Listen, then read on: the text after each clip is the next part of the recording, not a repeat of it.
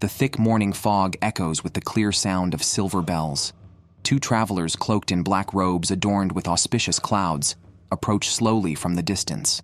Their unidentified presence subtly exudes a threat. The guards of Konohagakure speak up to inquire, upon which Itachi looks up, revealing Kurenai's fervent eyes. The next second, the guard falls into a deep sleep. The village is filled with damaged walls, broken beams, and houses under renovation. Konohamaru emerges from the sorrow of his grandfather's death, greeting his two teammates, and embarks on his own path of growth. After some searching, the Sand Shinobi finally find the body of the Kazekage. Meanwhile, Orochimaru, lurking in the shadows, licks his wounds. In this battle, he has killed both the Hokage and the Kazekage. Regrettably, he has paid the price of losing both arms and all his ninjutsu. Fortunately, he has already placed a collar on Sasuke. The cursed seal's restraint will help him securely lock in this vessel. Inside Konohagakure's public bathhouse, Jiraiya, at an opportune spot, gathers what he calls writing materials. He internalizes the pain of losing his teacher. Then, Homura and Koharu approach him, suggesting that Jiraiya become the next Hokage to lead Konohagakure forward. However, the freedom-loving Jiraiya decisively rejects the proposal. Instead, he redirects the problem, recommending Tsunade, one of the legendary Sannin, soon to make her first appearance. Jiraiya promises the advisors that he will find Tsunade, and for this mission, he has chosen only one person, Naruto. Soon, Jiraiya finds Naruto eating ramen, and upon explaining his purpose, Naruto is quite unwilling, showing no interest in Tsunade as described by Jiraiya. Thus, Jiraiya changes his excuse, taking him to train in a ninjutsu even more powerful than Chidori. Naruto, intrigued, immediately follows. Itachi and Kisame, under the guise of their straw hats, dine in a street-side eatery. Unfortunately, they are spotted by Kakashi, who signals to the oncoming Asuma and Kurenai. The others intuitively understand, and as the problematic figures multiply, though their food is unfinished, Itachi opts to retreat first. Thus, Sasuke, arriving late, just misses his brother. On a quiet riverbank, Asuma and Kurenai block Itachi's path, inquiring about their purpose in Konohagakure. At the moment the straw hat is lifted, Itachi's unique Sharingan is immediately recognized by Asuma. Konohagakure's once unparalleled genius, now an S-rank rogue ninja. Itachi, aloof and blunt, tells Asuma to mind his own business, as he does not wish to kill. But Asuma, unwilling to let such a major criminal escape, stands his ground. After a standoff, Kisame strikes first, battling Asuma. What seems like a simple blow nearly overwhelms Asuma. Kurenai takes this opportunity to deploy a genjutsu. Asuma is secretly shocked at the sheer power of the opponent's great sword. Kisame then draws his Samahada, immediately revealing its spiky surface and wounding Asuma's arm. As Asuma is at a disadvantage, Kurenai's genjutsu completes just in time. Kisame, about to attack again, finds himself immobilized. But Itachi remains indifferent. For the moment of Kurenai's genjutsu success is also when he begins his counterattack. Kurenai, thinking she has the upper hand, prepares to strike Itachi, but the scene suddenly changes. 1 second, Itachi is bound to a tree. The next, it is Kurenai who is tied up. Itachi brandishes a kunai and lunges at Kurenai. In a crucial moment, Kurenai bites her lip to break free, narrowly avoiding the strike. But then, she is kicked away by Itachi. Just as she stabilizes herself on the river surface, Itachi silently appears behind her. As the situation becomes critical, fortunately, Kakashi arrives just in time to help. On the other side, Asuma also faces a dire situation. Kisame's attacks are fierce, forcing him back repeatedly. Kisame, somewhat infuriated, prepares his water release, water dragon bullet technique. But almost simultaneously, Kakashi uses his Sharingan to counter Kisame's attack with the same technique, while his real body sneaks up with a kunai to restrain him. Former comrades now facing each other in battle, Itachi speaks out to Kisame, advising against prolonging the fight. To avoid too much commotion and difficulty in escaping, after all, their nominal objective was merely to gather some intelligence. During the conversation, Itachi used shuriken as bait to distract Kakashi's attention. But Kakashi also reacted quickly. He leaped back to create distance and used Suiton, Suijin Heiki, blocking the sudden Suiton attack. Equally skilled as former Anbu, yet Itachi's speed in casting ninjutsu was incredibly fast. Unbeknownst to Kakashi, a shadow clone had already appeared behind him. However, Kakashi was well prepared. Kakashi, submerged in water, moved beneath Itachi. He did not act rashly, but took the opportunity to rescue Kurenai. The next second, the massive shockwave creating towering waves. Seeing this, Asuma rushed into the water curtain anxiously. After the explosion subsided, Kakashi and the others gasped heavily, still in shock. Although Kakashi could skillfully use the Sharingan, his body could not withstand the excessive strain it caused. Itachi was well aware of this, so he decided to let Kakashi experience the true power of the Uchiha clan's Kekkei Genkai. He activated the Mangekyou Sharingan, casting the inescapable Genjutsu Tsukuyomi. Seeing this, Kakashi urgently told Asuma and Kurenai to close their eyes, to absolutely avoid direct eye contact with Itachi. In his view, probably only the Sharingan could counter another Sharingan. However, as Itachi's technique began, Kakashi's world turned to black and white, his body suddenly bound to a cross, with Itachi, wielding a blade, silently standing before him. He had invaded Kakashi's consciousness. Kakashi found himself in a dire predicament for the first time. In the world of Tsukuyomi, time, space, and matter were all under Itachi's control. Although it was a genjutsu, all sensations and pain felt incredibly real, capable of completely breaking the victim's mental defenses. Alongside intense pain, Kakashi finally returned to the real world. Unable to hold on any longer, he knelt on the water's surface. Meanwhile, Asuma and Kurenai still had their eyes tightly shut. Kakashi then realized that 3 days had passed in Tsukuyomi, but in reality, it was just a moment. A breeze moved Itachi's bangs, and the overstrained Itachi revealed their purpose, which was Naruto. Upon hearing this, Kakashi recalled what Jiraiya had said. According to Jiraiya's investigation, Orochimaru had joined an organization called Akatsuki, which, so far, had only engaged in gathering intelligence. However, all its members were S-ranked rogue ninja, wanted by various villages, including Itachi. Recently, Orochimaru had left Akatsuki, and since then, Akatsuki members started operating in pairs across regions, likely targeting Kurama. Therefore, Jiraiya decided to teach Kakashi how to use the Sharingan quickly to Sasuke, while Naruto would be under his care. When Kakashi revealed they were Akatsuki members, Itachi and Kisame's expressions changed. For caution, they must take Kakashi for interrogation, while the two J-nin would be dealt with by Kisame. Fortunately, Guy arrived in time, kicking Kisame back to Itachi's side. Seeing Itachi, Guy showed no panic, instead instructing Asuma and Kurenai to open their eyes, and told them that facing Sharingan, one simply needed to avoid direct eye contact. By observing their opponent's feet, they could anticipate and counter their moves, something Guy, often sparring with Kakashi, was very experienced in. But he had no time to teach now, so he asked Kurenai to take Kakashi for treatment, while Asuma was to cover him until Anbu members arrived to reinforce. Kisame was ready to counterattack but was stopped by Itachi, who knew Guy was troublesome and understood that it was not suitable to linger. Thus, he and Kisame withdrew. Meanwhile, Naruto followed Jiraiya, planning a long-term training in the mountains, but Jiraiya intended to take him to meet Tsunade, telling Naruto to pack light. During this, Jiraiya's boasting was completely ignored by Naruto.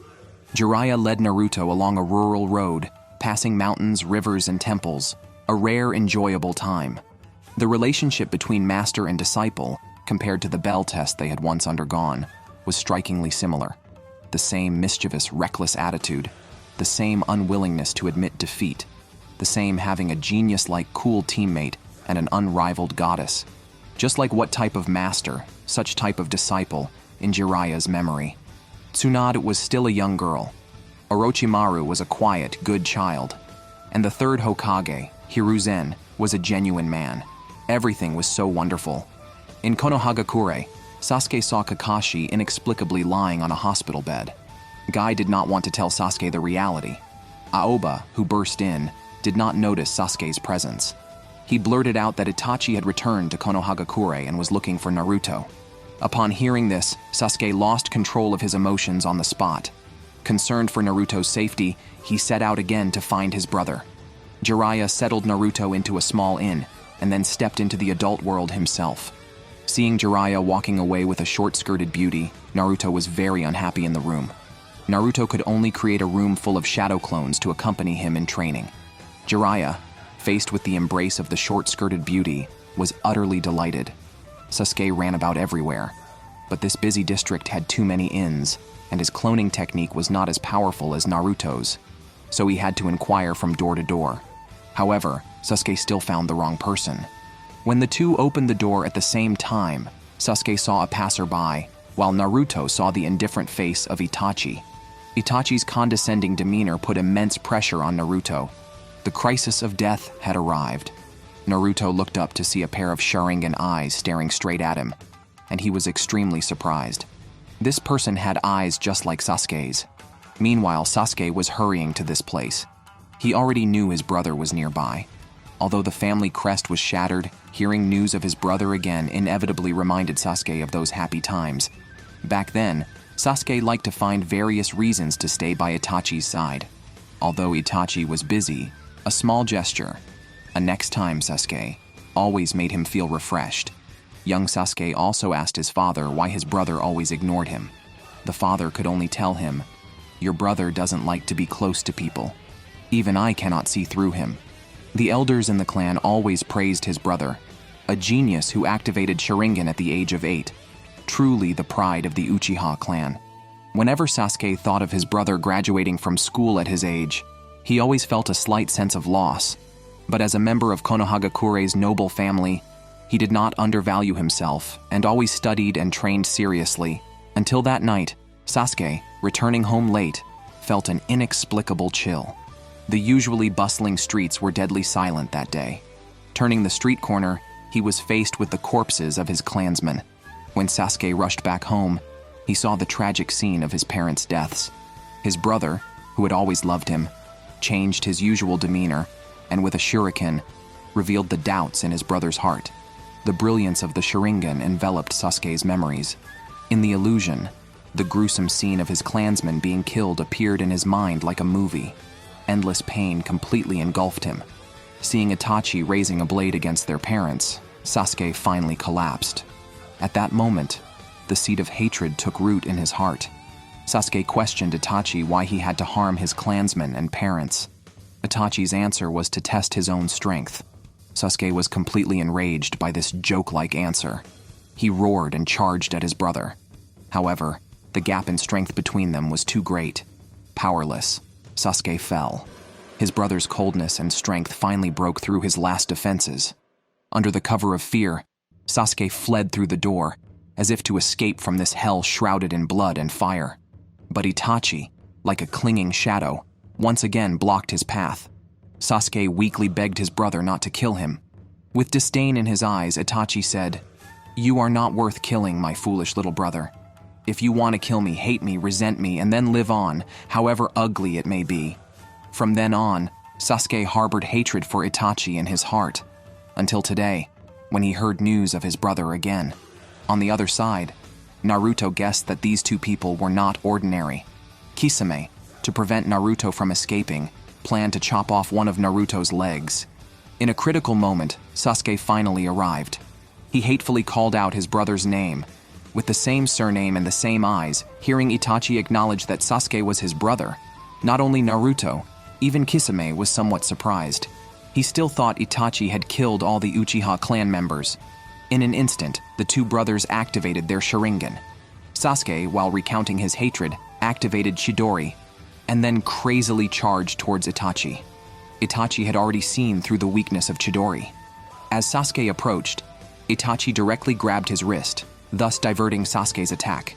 Naruto, watching from the sidelines, was terrified.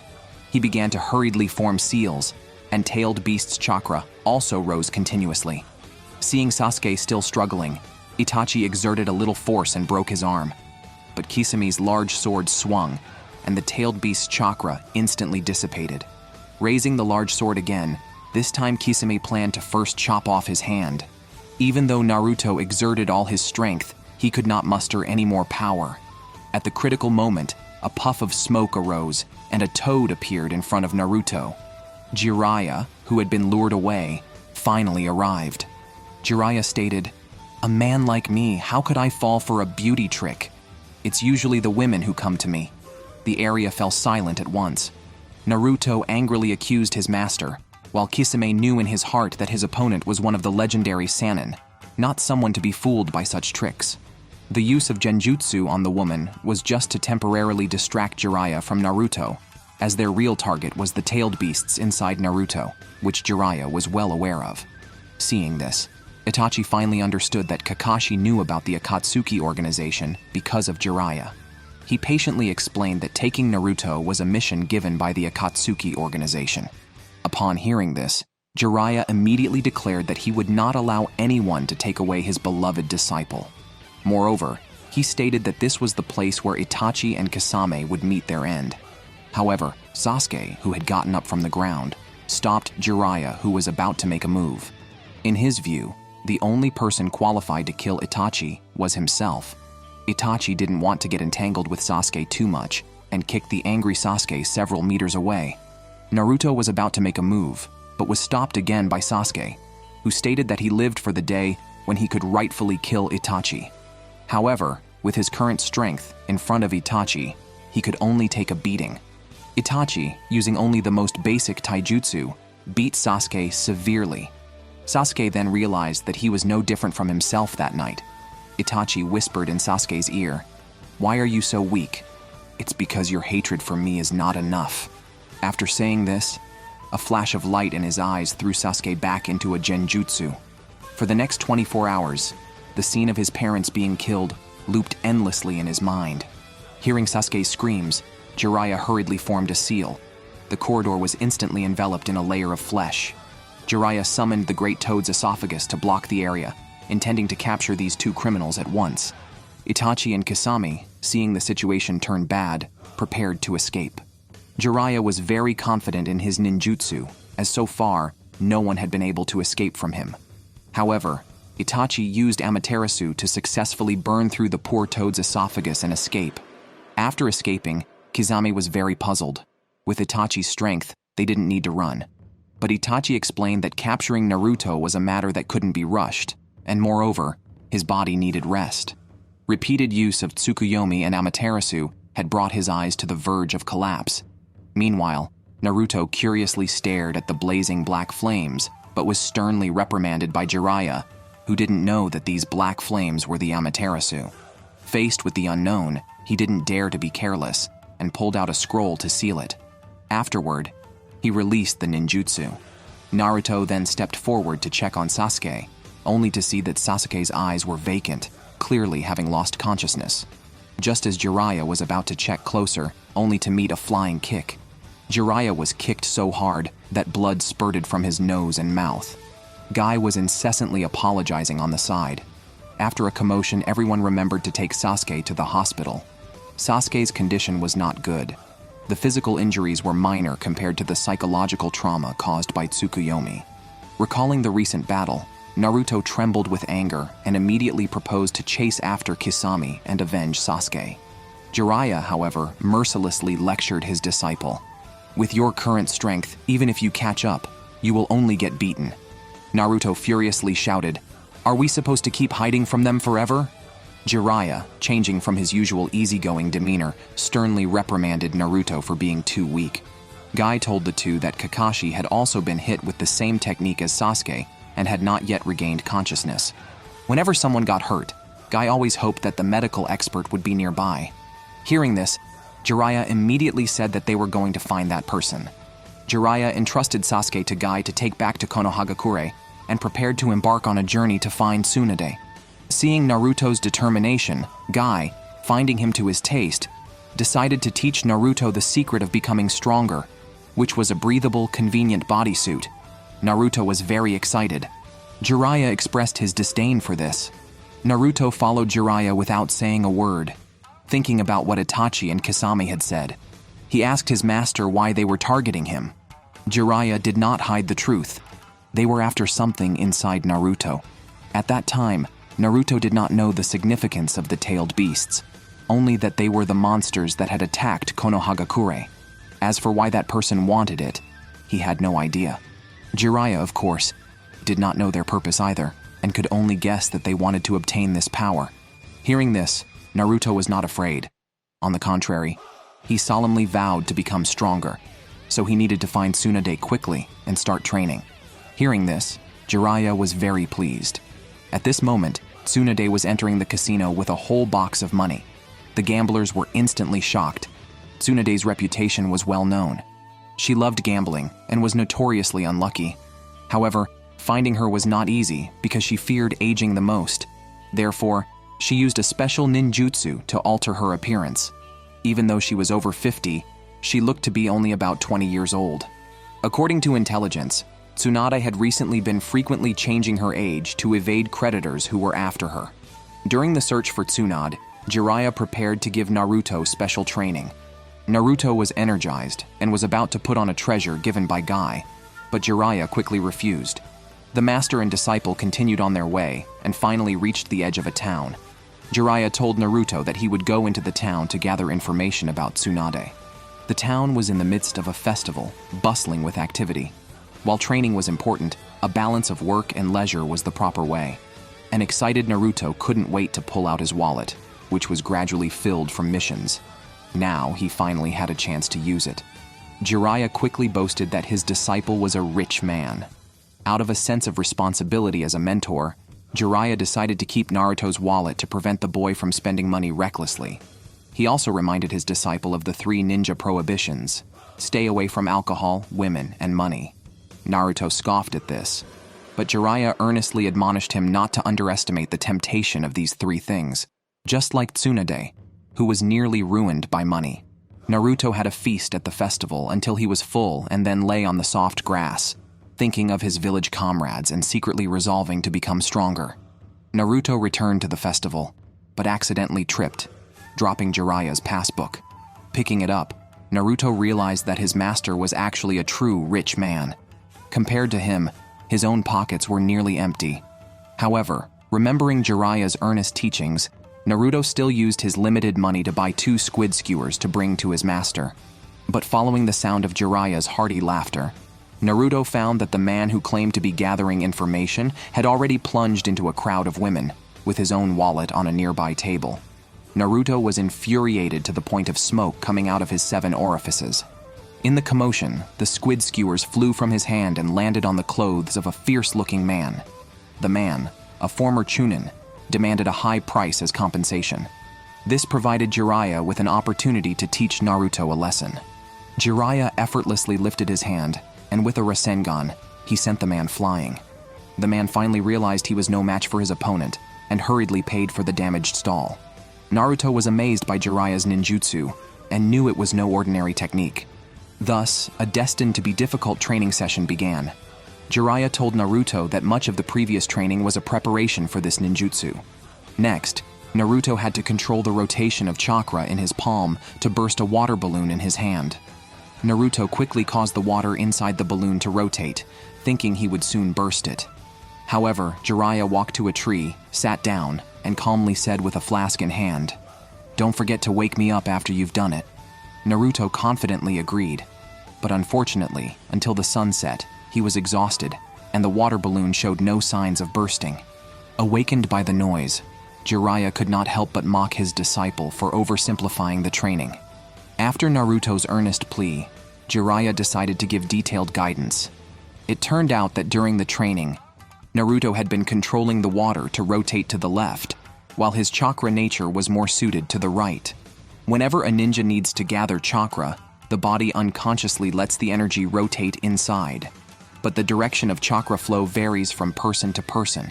If the chosen method during training does not match one's own rotation direction, the flow of chakra will be hindered. The simplest way to determine whether a ninja's chakra rotates left or right is by observing the whirl on their head. After explaining, Jiraiya mocked his disciple as being very suitable for this ninjutsu since it did not require remembering complex hand seals and only needed chakra. Thus, even a fool could do it. Naruto, angered and embarrassed, loudly proclaimed that he was the man who would become the Hokage. However, Jiraiya nonchalantly told Naruto that this ninjutsu was an A-grade technique left by the fourth Hokage, who spent 3 years mastering it. Completing this ninjutsu required 3 stages of training, and bursting the water balloon was just the first step. Hearing this, Naruto finally realized he had been too presumptuous, but still refused to give up. After settling the matters, Jiraiya returned to the town to continue gathering information, while Naruto decided to continue his training. Early the next morning, Naruto arrived in the forest and marked a correct on the tree trunk to record the time. He did not have 3 years to waste, so all he could do was keep trying. 3 days later, the water balloon in Naruto's hand had deformed but still had not burst. Until the next day, when Jiraiya returned to the inn full of the smell of alcohol, Naruto finally gained crucial insights from the flow of water in the toilet and a cat playing with a water balloon. Thus, he logically completed the first stage of the training, although he needed both hands to assist in bursting the water balloon. By repeatedly touching the water balloon with his right hand, the water inside began to spin and then burst. Although Jiraiya found it strange, he was still pleased. Thus, Jiraiya took all the credit for himself. However, Naruto mentioned that the little cat also had a part in this success. When his master first demonstrated it, Naruto noticed that the surface of the water balloon became uneven, but during his training, he kept making the water flow in the same direction. As a result, although the balloon deformed, it never burst. The reason the water balloon became uneven was that the water inside was moving in different directions. Therefore, Naruto adopted a method of using both hands, showing that he was still unable to make chakra move irregularly with one hand. Nevertheless, he had moved on to the second stage. In this stage, Jiraiya asked Naruto to burst a solid rubber ball. Naruto immediately tried the same method but failed. This ball had no water flow to assist, meaning Naruto needed to produce greater power with his chakra. The strenuous training put a huge strain on his body's meridians, causing pain that Naruto found unbearable. Yet he continued to adhere to his beliefs. The scene of a father and son sharing a popsicle on the street made Naruto feel a bit lonely. So, he asked Jiraiya to accompany him during his training. However, Jiraiya honestly told Naruto not to rely on him and to grow on his own like a ninja. Naruto could only force a smile. Jiraiya understood what Naruto was thinking, so although he was busy with his intelligence business during the day, he always returned to the inn at night to check on his pupil. Due to continuous training, Naruto's hands were severely injured, but he understood that to burst the rubber ball, he could not reduce the amount of chakra released. Suddenly, Naruto realized that by the level of pain, he could gauge the flow of chakra. So, he simply let the pain reach the limits of his body. Persistence paid off, and with severe pain, Naruto finally made a small hole in the rubber ball. Jiraiya generously praised his disciple and handed him a freshly bought popsicle. Just a simple popsicle and a word of praise made Naruto burst into joy. Then, Jiraiya took out a brush and drew a symbol on Naruto's palm, seemingly wanting him to try some kind of training. Meanwhile, in the hospital of Konohagakure, Sasuke was still in a coma with Sakura sitting helplessly by his bedside. Deep in the forest, Orochimaru was on the verge of collapse, and only Tsunade, also one of the legendary Sannin, could save him. After much inquiry, Kabuto discovered Tsunade's location. In the forest, Naruto looked puzzled at the symbol. Jiraiya explained while pulling out a paper with the same symbol drawn on it. When humans look at a blank piece of paper, their gaze wanders aimlessly. But once a mark is made on it, consciousness focuses there. After concentration, the mind stabilizes, unlocking unexpected strength. Just like Naruto had only made one hole in the rubber ball to concentrate more chakra in his palm, he desperately focused his energy there. This shows that without a target, focusing the mind is very difficult. Therefore, he needed to use the symbol on his palm. Next time he concentrated chakra, he would imagine concentrating it on this symbol.